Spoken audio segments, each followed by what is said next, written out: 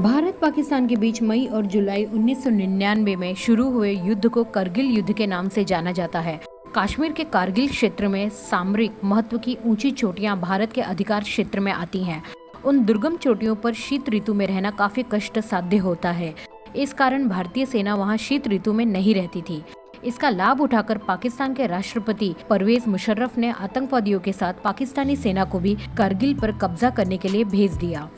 ऐसी स्थिति में भारतीय सेना के सामने बड़ी चुनौती थी। दुश्मन काफी ऊंचाई पर था और भारतीय सेना उनके आसान निशाने पर थी। लेकिन भारतीय सेना ने अपना मनोबल कायम रखते हुए पाकिस्तानी फौज पर आक्रमण कर दिया। फरवरी 2009 में नवाज शरीफ ने यह खुलासा किया कि कारगिल पर कब्जा करने की साजिश तत्कालीन राष्ट्रपति परवेज मुशर्रफ की थी और उन्होंने मुझे कैद कर लिया था।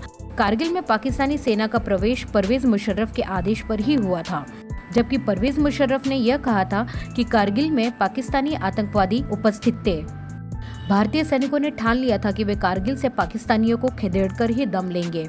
भारतीय सैनिकों ने विलक्षण वीरता का परिचय देते हुए पाकिस्तानी सैनिकों को चारों ओर से घेर लिया। बेशक कारगिल युद्ध में भारत को विजयश्री प्राप्त हुई, लेकिन अमेरिका के हस्तक्षेप के कारण भारत सरकार ने पाकिस्तानी सैनिकों को हथियारों सहित निकल भागने का मौका दे दिया। पाकिस्तान को सामरिक महत्व की चोटियां खाली करनी पड़ी और भारत ने पाकिस्तानी सैनिकों की जिंदा वापसी को स्वीकार कर लिया।